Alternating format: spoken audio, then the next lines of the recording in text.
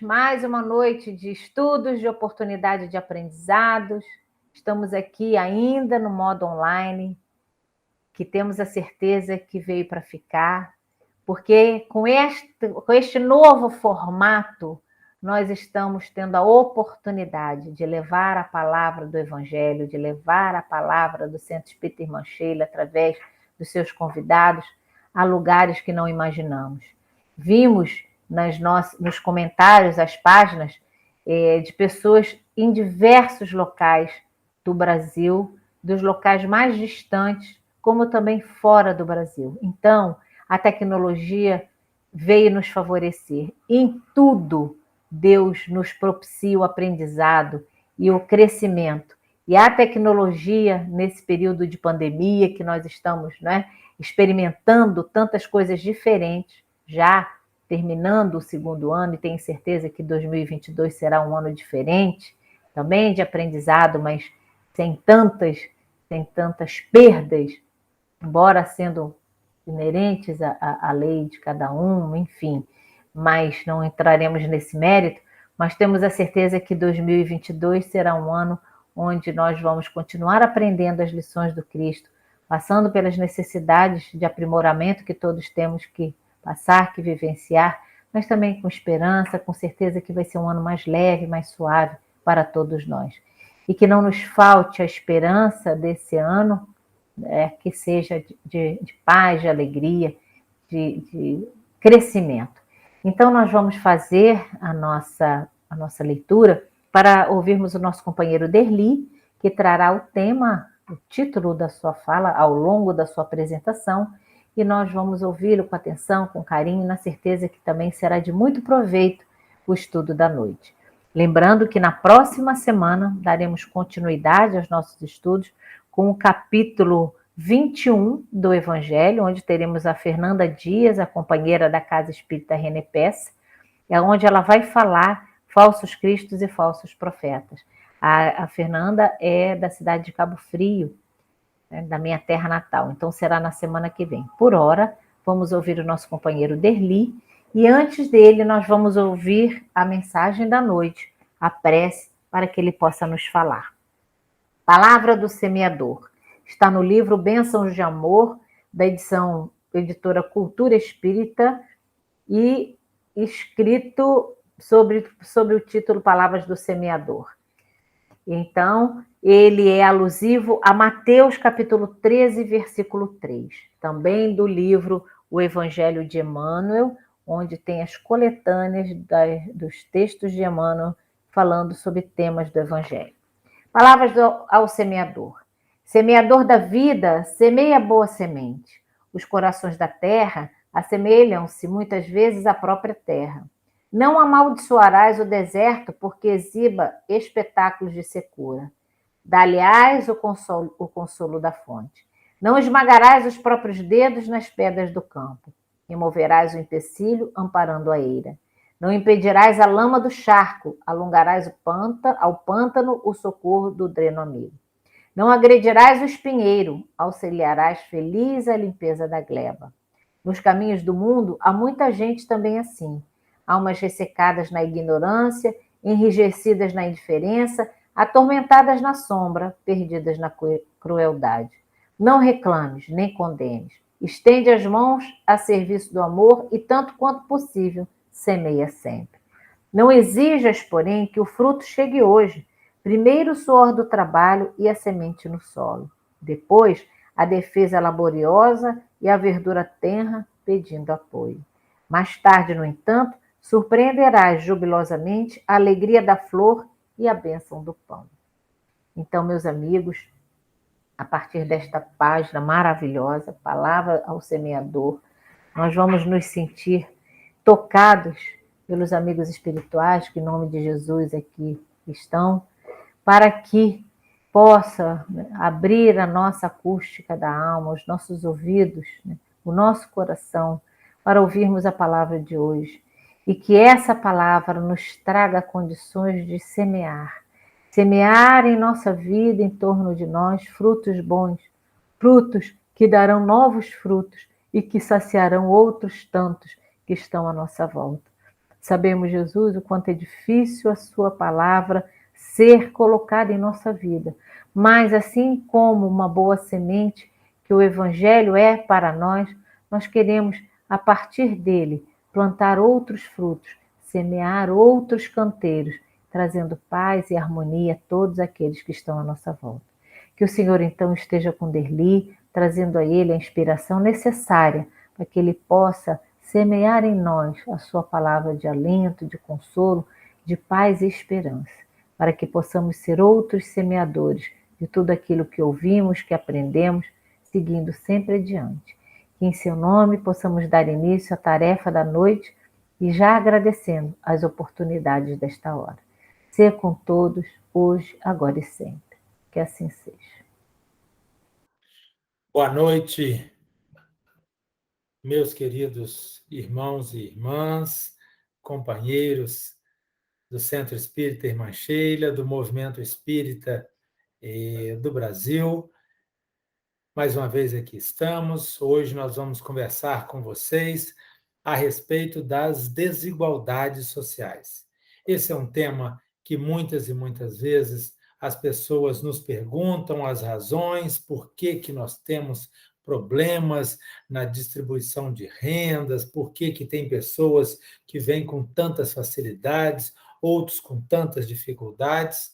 Lógico que em tudo existe o empenho, existe a determinação das pessoas, mas a coisa é tão flagrante que deve haver alguma coisa maior por detrás que possa nos nortear.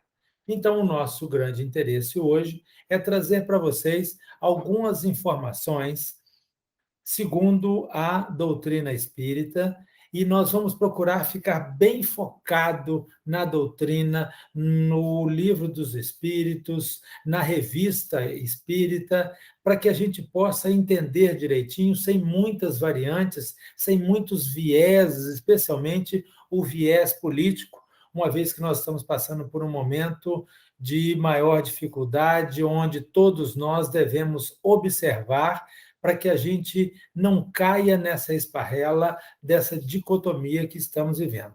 O nosso interesse, então, é tentar mostrar aquilo que o Espiritismo nos traz e que pode nos permitir entender um pouco melhor as desigualdades sociais e nos colocar como atores promovendo a redução dessa desigualdade social. Não se esqueçam, o nosso grande objetivo, então, é trazer esse conhecimento espírita, mas já diante de mais nada, eu aviso para vocês que o nosso interesse maior é despertar a todos para que todos nós possamos nos trabalhar, possamos trabalhar e possamos nos sentir como fatores de modificação, fatores de redução das desigualdades sociais. A doutrina espírita, então, ela entende e tem razões para nos mostrar por que há desigualdades sociais, mas de forma alguma ela nos tira a obrigação de promovermos uma redução dessa desigualdade social.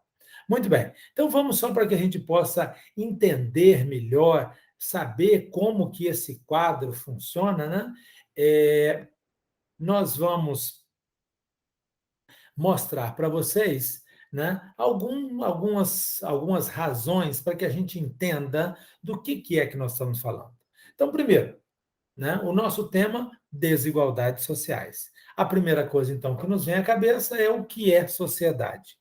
Sociedade é um agrupamento de pessoas que vivem em estado gregário e em colaboração mútua. Então, para que a gente possa se sentir vivendo numa sociedade, esta associação, esta convivência mútua, esta colaboração mútua, ela tem que existir. Ela tem que existir. E se isso existe, nós temos que ter claro que todos nós que vivemos em sociedade, nós vamos ter deveres e direitos, né? Deveres e direitos. Começando, lógico, por termos direitos, deveres, obrigações, para que a gente possa nos organizar e fazer jus a termos direitos.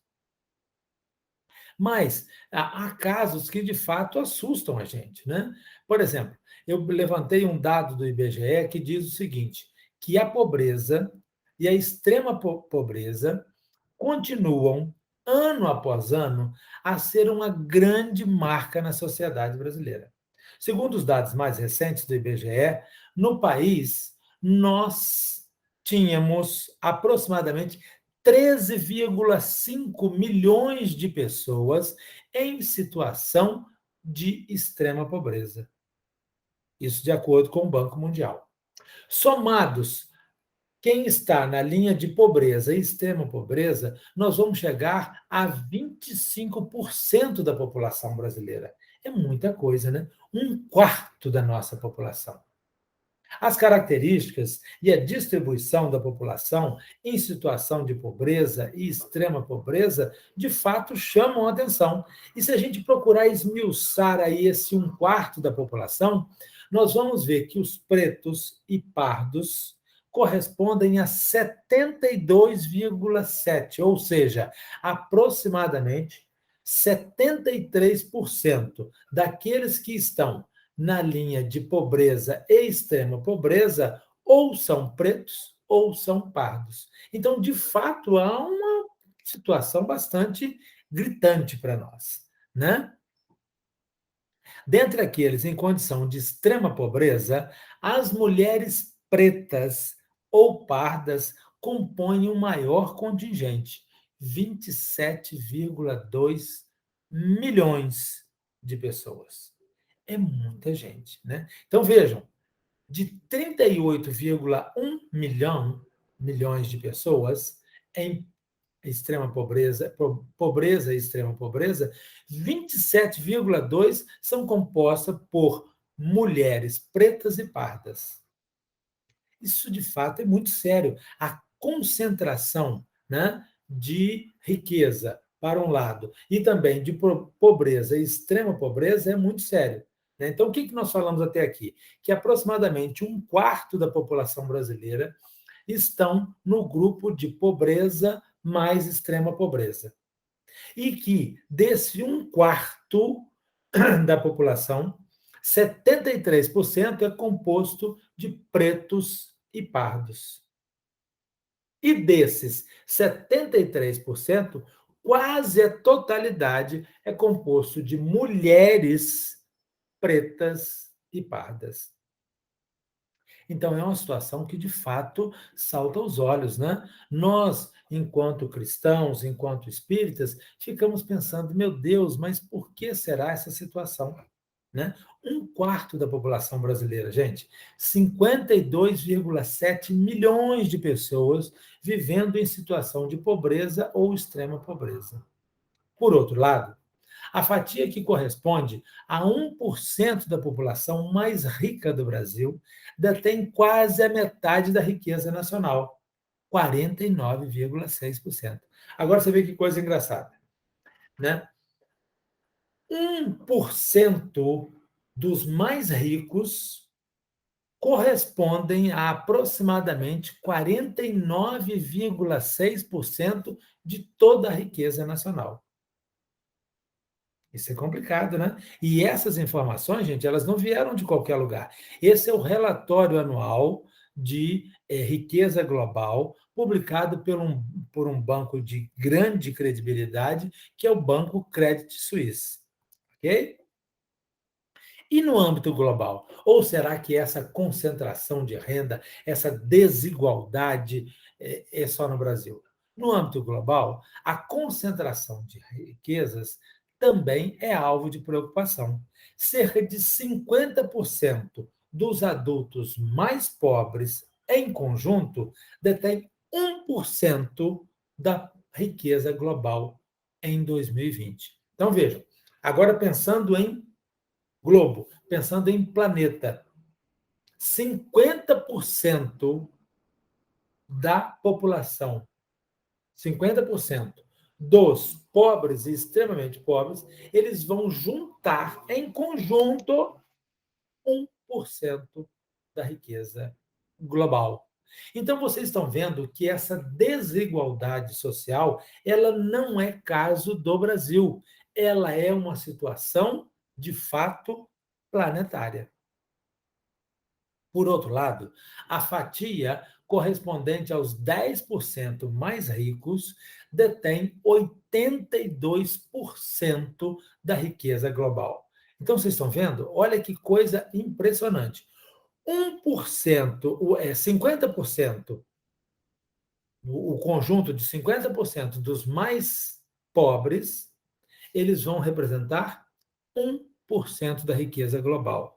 Por outro lado, 10% dos mais ricos correspondem ou respondem por 82% da riqueza global. Então, é uma distância muito grande. 50% dos mais pobres correspondem a 1% da riqueza.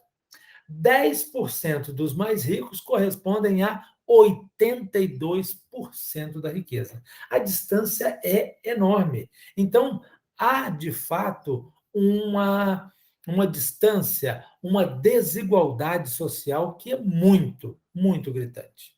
Ok?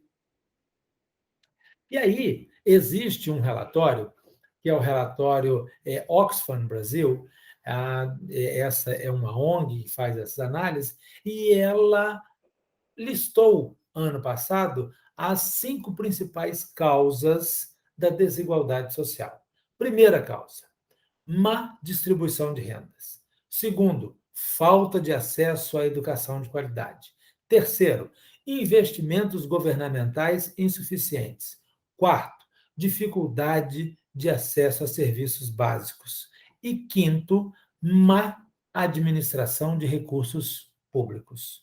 Então, segundo eles apresentam 5 causas. Sendo que a primeira é a má distribuição de renda. O Brasil, então, ele passaria, assim como o resto do planeta, por esse grande problema que é o da distribuição de rendas. Né? Agora, será que a má distribuição de rendas é uma causa ou é uma consequência de tudo aquilo que a gente vive? Será que se nós colocássemos, fizéssemos uma situação diferente, onde todos nós receberíamos, por exemplo, todos os dias, 10 mil reais? Imaginem uma situação, lógico, irreal, mas imagine que ao você despertar de manhã, na sua cabeceira estivesse 10 mil reais. Assim como para todas as pessoas do planeta. Lógico, variando a moeda, né? No Brasil, 10 mil reais, nos Estados Unidos, 10 mil dólares, na Europa, 10 mil euros, e assim sucessivamente. O que vocês acham que iria acontecer? Será que, de fato, ao recebermos todos nós essa quantia de dinheiro, todos os nossos problemas estariam resolvidos? Então, essa é a primeira coisa. Primeira coisa que esse relatório nos apresenta, do Oxfam Brasil, é a má distribuição de rendas. Né? E ele ainda fala que a má distribuição de rendas é possivelmente a maior causadora da desigualdade social de um país. Né? Então, ora, pensando ainda um pouco em termos de distribuição de rendas, só para que a gente tenha uma noção, e agora eu vou falar de Brasil, em 2020, as pessoas que faziam parte de 1% da população mais rica do nosso país, com rendimento médio domiciliar igual ou superior a R$ 15.816, essas pessoas recebiam 34,9 vezes a mais que a metade dos brasileiros.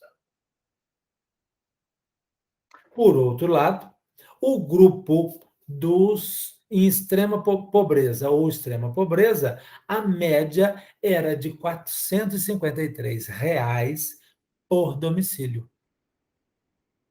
Então, de fato, há uma desigualdade imensa.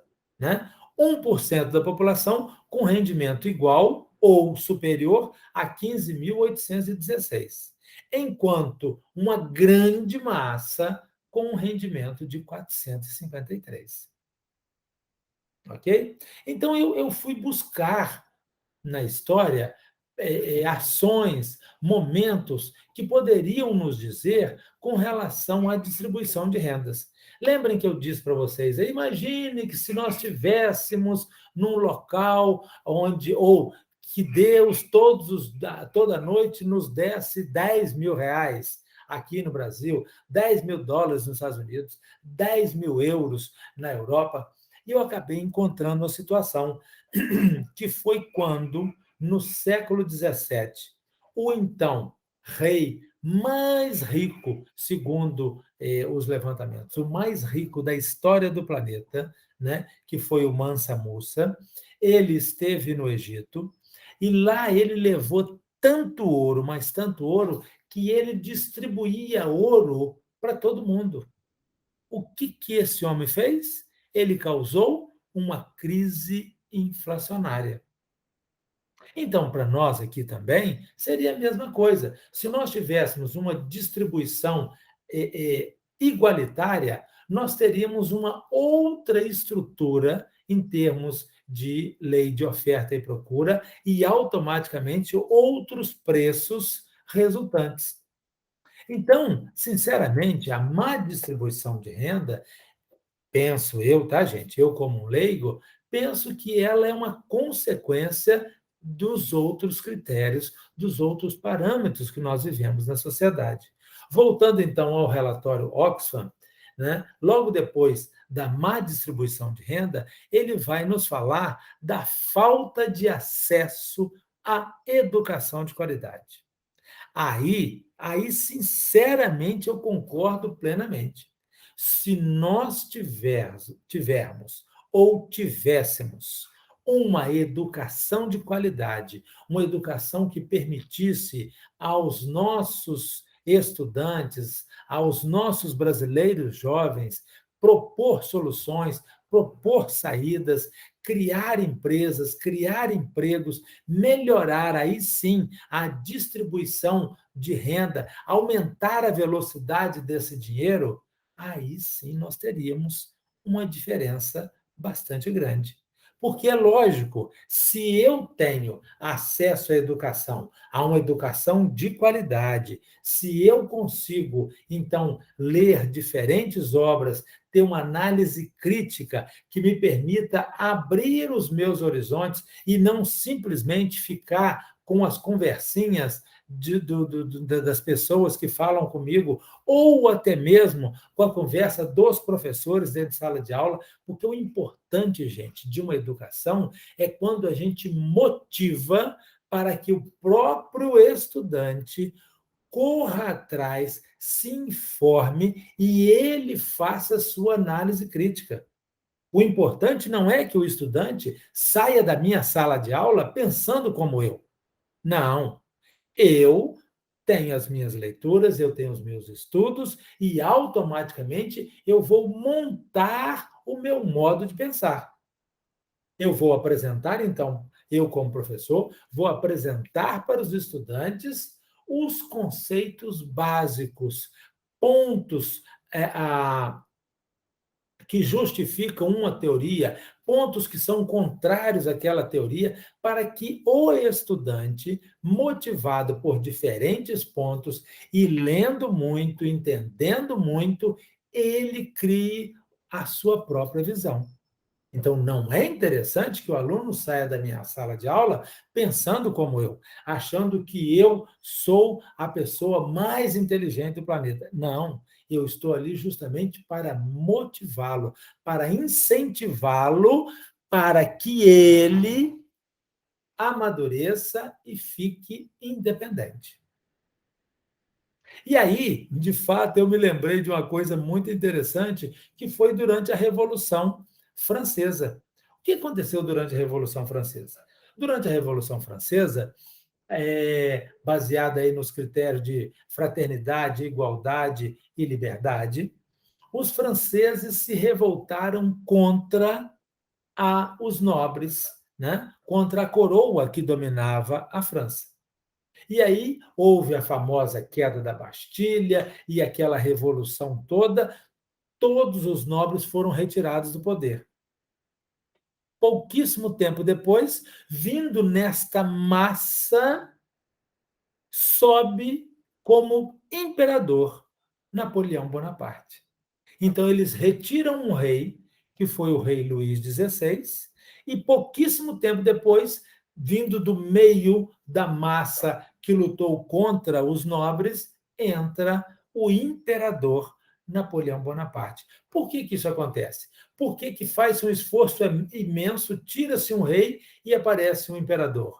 Porque efetivamente aquela sociedade não mudou o seu ponto de vista. Não teve acesso a outros critérios e outros conhecimentos. Então, a falta de acesso à educação de qualidade, educação que permita, que motive, que exija que a pessoa raciocine por conta própria, que a pessoa conclua o seu modo de ver baseado em múltiplas informações e observações. Se isso não acontecer, meus amigos, nós vamos à sociedade. E aí sim, eu concordo com vocês. Para que a gente tenha, então, acesso a uma educação de qualidade, nós temos que ter o terceiro ponto, que são os chamados investimentos governamentais. Quando os investimentos são governamentais são insuficientes, aí nós vamos ter problemas relacionados à saúde, problemas relacionados à educação, problemas relacionados a estradas, problemas relacionados à segurança, né? Então, vamos lá. O primeiro item foi má distribuição de rendas, o segundo, falta de acesso à educação de qualidade, e o terceiro, investimentos governamentais insuficientes. Eu diria mesmo que são investimentos governamentais insuficientes em educação, em saúde, em transporte, em segurança, porque me parece que essas são efetivamente as áreas onde o governo deve atuar. Então, isso é uma coisa bastante séria. Isto é bastante sério, né?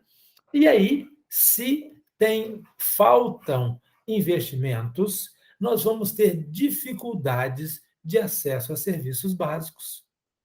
Exatamente o que nós passamos hoje, né? Hoje nós temos um SUS ótimo, que nos ajuda muito, uma extrema eficiência, haja vista aí a questão da vacinação, né? Todo mundo falando de uma vacinação ótima, de uma vacinação que foi feita de maneira muito educada, né? Poderia ter sido mais rápido, poderia ter sido mais, sempre poderia ter sido mais rápido, mas usou-se todas as possibilidades. Mas fora isso, as pessoas que utilizam os sistemas básicos de saúde, elas sofrem em filas e vão por aí fora. E em outras tantas coisas, né? E como consequência de tudo isso, nós vamos ter uma má administração de recursos públicos. Então vejam que, excetuando má distribuição de rendas, olha, falta de acesso à educação de qualidade, investimentos governamentais insuficientes, dificuldade de acesso a serviços básicos, todos eles vão estar diretamente ligados à má administração de recursos públicos. Agora, a pergunta que não quer calar é o seguinte: o que o Espiritismo tem a nos dizer em relação a isso? Nós já entendemos, então, que de fato há uma desigualdade social. E essa desigualdade, ela está relacionada à distribuição de rendas, ela está relacionada à questão de oportunidades, né? Isso é claro para nós. E que há uma concentração de pobreza e extrema pobreza entre os pretos e pardos, que apenas 1% da população dos mais ricos vão ter quase 50% de todo o patrimônio do país, né? Agora, por que nós somos expostos a esse tipo de quadro? Essa, então, é uma boa pergunta para a gente pensar, né? Por que que nós estamos passando por isso. O que nos diz o Espiritismo? Bom, viver num mundo com tantas desigualdades são rotineiros, né? Infelizmente, a gente passa tanto por isso que a gente acaba entendendo como se isso fosse normal. Mas será que é mesmo? Será que Deus esqueceu de nós? Esqueceu do mundo? Particularmente esqueceu do Brasil? Por que que nós passamos por uma situação de tamanha dificuldade? Ainda outro dia, eu conversava com um amigo que ele me contava da vida que, para o meu ponto de vista, foi uma vida muito fácil, porque eu venho de uma situação bastante complicada, né? Na minha casa, nós éramos 13 e só o meu pai ganhava. Ele vem de uma outra situação financeira bastante estável e amigos que gostavam de estudar e falar inglês desde a infância, né? Então você fica pensando assim, que curioso, né? Eu, na minha situação, quando eu falava, eu preciso de estudar em inglês, meus amigos diziam, para quê? Não presta para nada, não serve para nada, né? Então, nós estamos vendo aí uma disparidade em termos de economia, né? E em termos de oportunidades. Então vamos lá, vamos ver o que, que o Espiritismo nos fala, por que essa desigualdade tão grande? Na pergunta 803, Kardec vai perguntar aos espíritos assim: perante Deus, são iguais todos os homens? E a resposta dos espíritos é magistral. Diz o seguinte: sim, todos tendem para o mesmo fim, e Deus fez suas leis para todos. Dizeis frequentemente: o sol, luz para todos, e enunciais assim uma verdade maior e mais geral do que pensais. Todos os homens estão submetidos às mesmas leis da natureza. Todos nascem igualmente fracos, acham-se sujeitos às mesmas dores e o corpo do rico se destrói como o do pobre. Deus a nenhum homem concedeu superioridade. Então, essa resposta da 803 era muito tranquila para nós. Né? Do ponto de vista de matéria, do ponto de vista de organização biológica, nós somos exatamente idênticos. Né? Lógico, respeitando a variabilidade da espécie.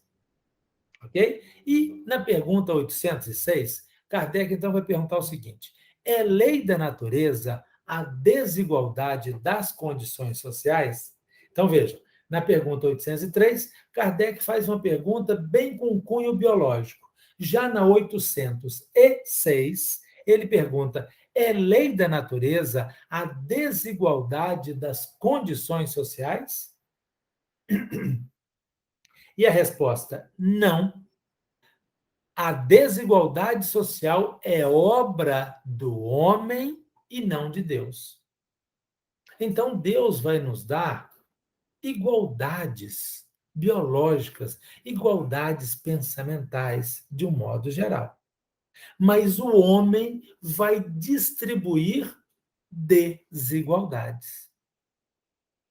Então, com isso, temos que a realidade acerca das desigualdades, meus amigos, elas são criadas pelo próprio homem, que em sua ganância de possuir bens materiais, de acumular e de explorar o próximo com fins de lucrar e angariar através do sacrifício de outros, não sequer pensam na ética envolvida em se ter demais até o supérfluo e deixar o próximo ao abandono e à míngua.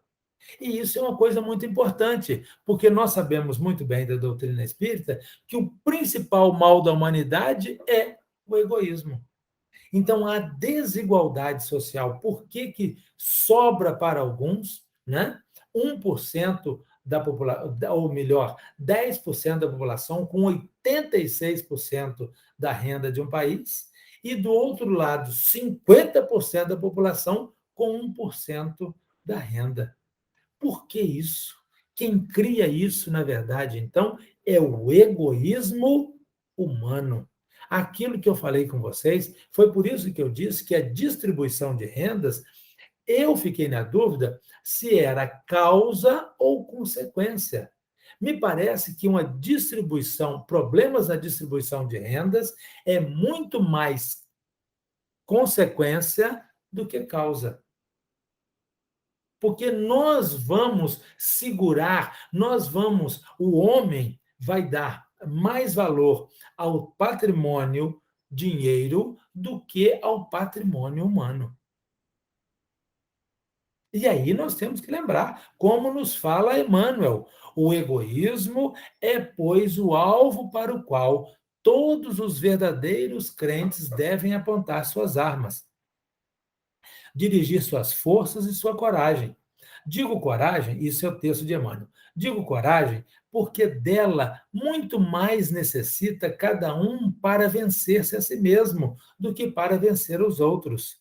Que cada um, portanto, empregue todos os esforços a combatê-lo em si, certo de que esse monstro, devorador de todas as inteligências, esse filho do orgulho, é o causador de todas as misérias do mundo terreno. Está vendo? Então, o egoísmo é o causador de todas as misérias do mundo terreno.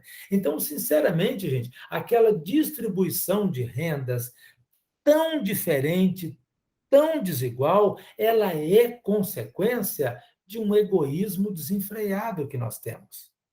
É daquela história de pensar quem pode levar vantagem. Essas coisas, então, é que nós temos que raciocinar e pensar, meus amigos. Né? E isso quem nos diz é Emmanuel. E Emmanuel continua ainda dizendo o seguinte: é a esse antagonismo entre a caridade e o egoísmo, a invasão do coração humano passa por essa lepra que se deve atribuir o fato de não haver ainda o cristianismo desempenhado por completo a sua missão. Cabem-vos a vós, novos apóstolos da fé, que os espíritos superiores esclarecem, o encargo e o dever de extirpar esse mal, a fim de dar ao cristianismo toda a sua força e desobstruir o caminho dos pedrouços que lhe embaraçam a marcha. Expulsai da terra o egoísmo, para que ela possa subir na escala dos mundos, porquanto já é tempo de a humanidade envergar sua veste viril para o que cumpre na primeira, para o que cumpre que, primeiramente, o expilais do vosso coração. Então vejam, esse é um texto de Emmanuel que eu tirei lá do Evangelho segundo o Espiritismo, capítulo 11, amar o próximo como a si mesmo. Esse é um texto de Emmanuel, mostrando que o grande problema nosso, e de onde vão decorrer todas as desigualdades sociais, é a questão do nosso egoísmo. É nós querermos, gente, ter muito mais do que precisamos. Já foi feito um levantamento mostrando que alguns milionários brasileiros, até a terceira geração deles, eles continuarão sendo milionários, ainda que nem trabalhem, que nem façam nada. Se eles não forem roubados, eles podem gastar fortunas diariamente, que mesmo assim eles continuarão ricos. Então, para que se acumula tanto? Né? Mas a gente muitas vezes pensa lá, não, mas fulano tem isso, tem aquilo outro, mas e de nossa parte? Será que nós temos estritamente o que nós necessitamos? Com uma pequena folga? Ou será que de nossa parte nós já começamos a observar que nós temos em excesso? Excessos de roupa, excessos de calçados, excessos de joias, excessos de carro, excessos de casa. O que será? Então vejam que o fenômeno do egoísmo, ele não é circunscrito aos mais ricos. Quem dera se apenas 1% da população fosse egoísta. Então, esse 1% virou arquimilionário, mas eles são egoístas. Mas 99% vive em paz, em completa harmonia. Papo furado. Nós vamos ter o egoísmo versando nas mais diferentes classes, nas mais diferentes etnias.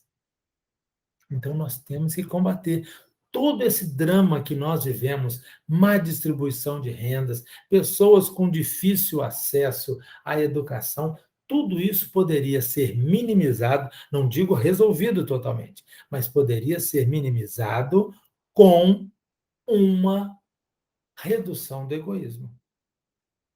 Ok? Continuando, então, o que nos diz o Espiritismo, na pergunta 807, Kardec pergunta o seguinte: que se deve pensar dos que abusam da superioridade de suas posições sociais para, em proveito próprio, oprimir os fracos? Esse agora é um ponto extremamente importante. Embora daqui a pouco eu tenha que voltar lá na 806, que a 806 é onde Kardec perguntou o seguinte: é lei da natureza a desigualdade das condições sociais? Eu vou voltar nessa pergunta. Mas agora eu estou indo para 807. O que se deve pensar dos que abusam da superioridade de suas posições sociais para, em proveito próprio, oprimir os fracos? Então, a resposta dos espíritos é assim: merecem anátema, ou seja, merecem ser desmascarados, receber um comentário que fique difícil deles raciocinarem. Então, merecem anátema. Ai deles, serão a seu turno oprimidos. Renascerão numa existência em que terão de sofrer tudo o que tiverem feito sofrer aos outros. Então, na questão 807, os espíritos explicam a situação de causa e efeito, que é infalível nas questões morais daqueles que se dobram ao mau uso de suas condições sociais para, ao invés de criar oportunidades, seja de emprego ou de chances de auxiliar aqueles que estão muito aquém de conquistarem algo por mérito próprio, acabam não dando bom uso da ferramenta que Deus lhes confiou na atual existência. E, pondo tudo a perder, entregam-se então aos prazeres e aos caprichos mais vis. Esta, então, é a ideia. E aí, eu estou, nesse momento, me lembrando de um livro que, quando eu li, eu gostei muito. Na verdade, foram 4 obras, né? São obras de Ivone do Amaral Pereira. Então, nós vamos ter Nas Voragens do Pecado, O Cavaleiro de Numieres e O Drama da Bretanha. Esses 3 livros, eles vão contar a história de Ivone do Amaral Pereira em 3 encarnações. Então, repetindo, Nas Voragens do Pecado, O Cavaleiro de Numieres e O Drama da Bretanha. E aí, existe um 4º livro que conecta todos os outros, que se chama O Voo de uma Alma. Nesse livro, O Voo de uma Alma, nós vamos encontrar Nina. Nina é uma das primeiras encarnações de Ivone do Amaral Pereira. Nós estamos aí no ano 34 da nossa era, né? E Nina, ela é muito jovem e ela é a 15ª esposa do soberano. O nome desse soberano, Sacarã. E este soberano, ele é muito rigoroso, ele é muito rígido, ele é muito mandão, e ele criou leis muito, muito austeras. Certo? O que aconteceu com esse senhor? Ele leva uma vida onde todas as pessoas tinham medo dele, porém ele morre e ele vai reencarnar no mesmo reino, só que agora na condição de mendigo, para viver todas aquelas dificuldades que ele criou. Parece quase um revanchismo, mas a ideia não foi essa. Mas é a ideia de mostrar, né, como que a pessoa passa de uma situação para outra, para que ela possa perceber aquilo que ela mesma deixou. Então, daí, partindo um pouco mais para outros exemplos, eu diria para vocês que muitas e muitos políticos deveriam prestar atenção a isso, para que criemos, e eu me coloco na primeira do plural, porque quando eu faço meu voto consciente, quando eu vigio o político para o qual eu votei, né, eu estou acompanhando, eu sou corresponsável, né, para que criemos instrumentos que sejam justos, que permitam, sim, que a população tenha acesso à educação, a serviços de qualidade, que a gente possa cada vez mais crescer em oportunidades para todos. Essa é a grande ideia. Né? E continuando o que nos diz o Espiritismo, a justiça divina ela vai agir quase sempre de forma infalível. Né? E Emmanuel vai nos dizer o seguinte: Emmanuel faz uma análise do subtítulo da pergunta 806, do subitem da pergunta 806. Algum dia essa desigualdade desaparecerá? Aí os espíritos respondem assim: eternas somente as leis de Deus. Não vês que dia a dia ela gradualmente se apaga? Desaparecerá quando o egoísmo e o orgulho deixarem de predominar. Restará apenas a desigualdade do merecimento, que isso é fato. Né? Aquela pessoa que luta mais, que ela vai vencer sempre. É o que nos diz aí a espiritualidade superior em relação a Jesus. Jesus foi criado simples e ignorante, mas ele, em pouquíssimo tempo, ele entendeu a lei e ele buscou a evolução maior e foi direto. Não ficou como nós outros aí, batendo aqui e ali e acolá. Então, a questão do merecimento, ela é uma lei universal. Né? Dia virá em que os membros da grande família dos filhos de Deus deixarão de considerar-se como de sangue mais ou menos puro.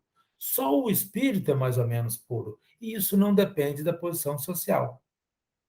Daí temos a resposta definitiva: a desigualdade desaparecerá conforme a fraternidade reinar nos corações dos homens. É isso que nos diz Emmanuel.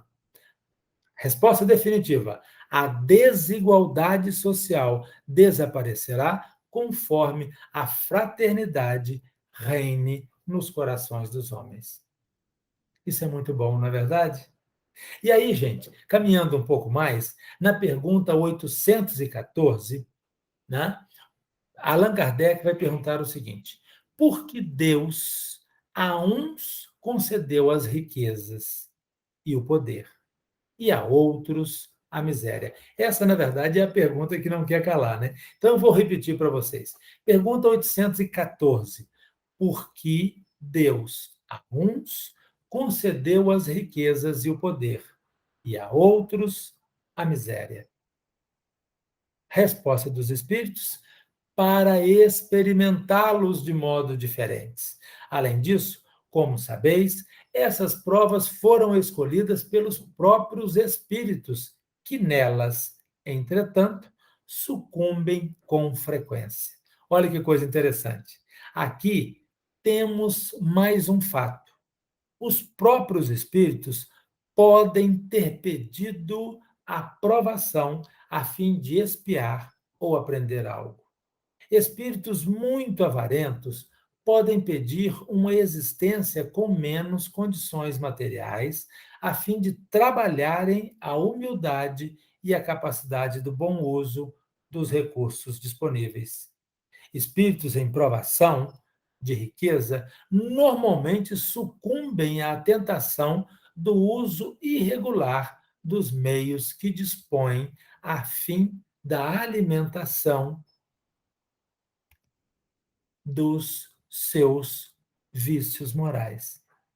Então vejam que coisa interessante, né? Deus então vai permitir esta desigualdade até para que nós mesmos possamos nos expor a meios diferentes, a situações diferentes. Porém, do ponto de vista de crescimento espiritual, do ponto de vista de crescimento cristão, aquela pessoa que tem muitas possibilidades, a chance de sucumbir é muito maior. Por quê? Muito será pedido a quem muito recebeu. Essa é a pergunta. Então, voltemos lá na parábola dos talentos, meus amigos. Né? Voltemos lá na parábola dos talentos. Ora, aquele que recebeu um, ele trabalhou e produziu mais 5. E foi considerado bom. Aquele que recebeu 2, produziu mais 2 e foi considerado bom. Perfeito? Agora, e aquele outro que recebeu 1, que escondeu e não gerou nada? Esse foi considerado mal. Esse foi considerado aquele que não soube utilizar os recursos. Então, Deus, quando nos dá possibilidades, Deus, quando nos dá dons, dons de inteligência, dons de compreensão, dons de administração, é para que nós multipliquemos, para que nós abramos portas para outras pessoas. Eu sou um professor, então eu preciso de motivar os meus alunos, de dar aulas onde os alunos entendam, compreendam e saiam de lá com possibilidade de ter novas visões, para que a gente possa, no meu caso, que sou professor da agronomia, criar uma agricultura mais humanística, mais social, que respeite o meio ambiente, que agride menos a sociedade de um modo geral, muito mais sustentável. Essa é a minha obrigação. E aí eu peço e divido isso com os meus colegas professores, que transformemos o mundo a partir da nossa sala de aula. Vamos estar certo que o meu aluno está saindo dali com a melhor formação que eu pude. Ele não tem que sair com a melhor de todas as formações, ele tem que sair com a melhor que eu pude. Né? Para que ele possa crescer, para que ele possa ter novas visões, para que ele possa, inclusive, caminhar por regiões onde eu não pude caminhar. Emmanuel nos lembra de 2 vidas anteriores. Aí isso é um outro ponto que eu queria ver com vocês também.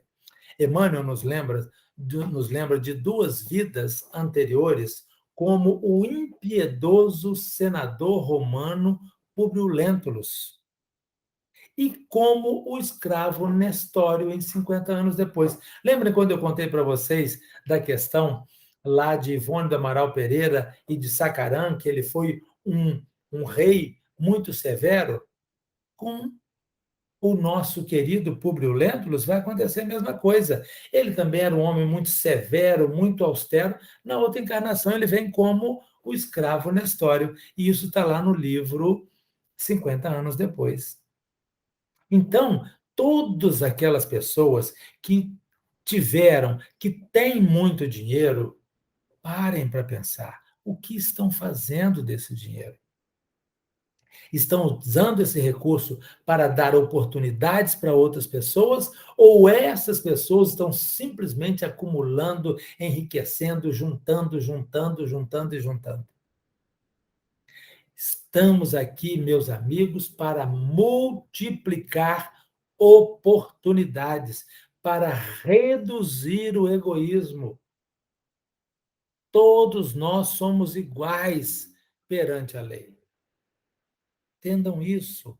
Na pergunta 806, Kardec pergunta assim: estando o rico sujeito às maiores tentações, uma vez que foi isso que eu li na pergunta anterior, que foi a 814, então na 806 ele diz assim: estando o rico sujeito às maiores tentações, também não dispõe, por outro lado, de mais meios de fazer o bem? Mas é justamente o que nem sempre faz. Torna-se, e são os espíritos, torna-se egoísta, orgulhoso e insaciável. Com a riqueza, suas necessidades aumentam e ele nunca julga possuir o bastante para si unicamente. Não é exatamente isso, gente? Essa resposta da 816, para mim, deixa claro tudo que nós falamos até aqui. Não é isso? Deixa extremamente claro. Nós vamos ter pessoas, quanto mais eles têm, mais necessidades eles têm e nunca percebem que eles cresceram muito. Então, eles estão só acumulando, acumulando, acumulando e acabam tendo mais dificuldades para depois se apresentar. Lembrem, se apresentarem a Deus. Muito será pedido a quem muito recebeu. Aquele que recebeu 5 talentos, produziu mais 5 e foi considerado bom. Aquele que produziu 2, que recebeu 2, produziu mais 2 e foi considerado bom. O 5 não foi melhor do que o 2. É questão de potencial. É só questão de potencial. Então, quem tem mais tem que ajudar mais, tem que abrir mais portas, tem que esclarecer mais, tem que ampliar as suas capacidades de socorro. E não simplesmente guardar, guardar, guardar, guardar e querer mais, mais, mais, mais e mais. Essa é a origem das desigualdades. Mas então, continuando aí o que os espíritos respondem, da 816, a alta posição do homem neste mundo e o ter autoridade sobre os seus semelhantes são provas muito grandes e tão escorregadias como a desgraça, porque quanto mais rico e poderoso é ele, tanto mais obrigações tem que cumprir e tantos mais abundantes são os meios de que dispõe para fazer o bem, mas também para fazer o mal. Deus experimenta o pobre pela resignação e o rico pelo emprego que dá aos seus bens e ao seu poder. A riqueza e o poder fazem nascer todas as paixões que nos prendem à matéria e nos afastam da perfeição espiritual. Isso é muito importante da gente entender, né? Aí, na Revista Espírita, eu peguei um trechozinho muito interessante que diz o seguinte: o Espiritismo, restituindo ao espírito o seu verdadeiro papel na criação, constatando a superioridade da inteligência sobre a matéria, faz com que desapareçam naturalmente todas as distinções estabelecidas entre os homens, conforme as vantagens corporais e mundanas, sobre as quais só o orgulho fundou as castas e os estúpidos preconceitos de cor. Esse que eu peguei para vocês é um texto da Revista Espírita de 1861. E eu acrescentaria o seguinte: só o orgulho fundou as castas e os estúpidos preconceitos de cor e de sexo e de religião. Gente, pelo amor de Deus, estamos aqui para levar uma vida entre almas. Entre almas. Nós precisamos de crescer, eu preciso de respeitar e ser respeitado, eu preciso de ver no outro características e não qualidades e defeitos, características. E como Paulo nos diz, eu preciso ver de tudo e reter o que é bom. Ou seja, eu estou vendo a situação, aquilo faz sentido, eu gostei, não gostei. É muito importante que a gente entenda isso. É muito importante que saibamos que nosso papel enquanto espíritas é o de auxiliar a todos os irmãos com menos condições. E aí, quando eu digo menos condições, não são menos condições financeiras, menos condições intelectuais, menos condições de compreensão, menos condições de acesso, menos oportunidades, né? Sejamos materiais, as vantagens, né? Sejam materiais ou psicológicos. Com isso estaremos pondo fim, né? Colocando em prática, destruindo aquela questão do egoísmo. Jesus vai apresentar para Pedro, em 3 momentos, né? Se não me falha a memória, isso está em João, capítulo 21, versículos 15, 16 e 17, onde ele vira e fala: Pedro, tu me amas? E Pedro responde: Sim, Senhor, tu sabes que te amo. Se tu me amas, apacenta as minhas ovelhas. E aí ele volta e pergunta: Pedro, tu me amas? Sim, Senhor, sabeis que eu te amo. É isso mesmo, gente. O comentário está em João, capítulo 21, versículo 15. Agora, versículo 16. Ele volta e pergunta: Pedro, tu me amas?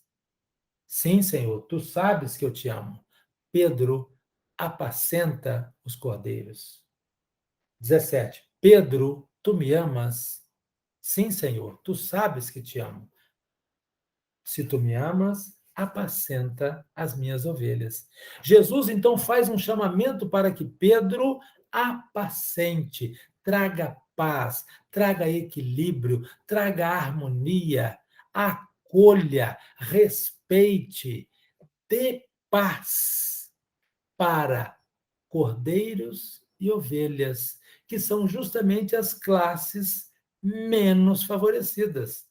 Jesus não pede que apacente os carneiros, porque os carneiros são a classe do poder, mas ele pede para ovelhas e cordeiros. Então pensemos nisso, meus amigos. A nossa grande tarefa para reduzir as desigualdades é trabalhar para que cada vez mais as pessoas tenham uma visão mais ampla, uma visão mais espiritualizada, uma visão mais cristã, uma visão menos egóica. Que Jesus nos abençoe. Muito bem, vamos então fazer a nossa prece. Elevemos o nosso pensamento a Jesus. Pai bondoso e amigo, nós te pedimos, Senhor, verdadeiramente,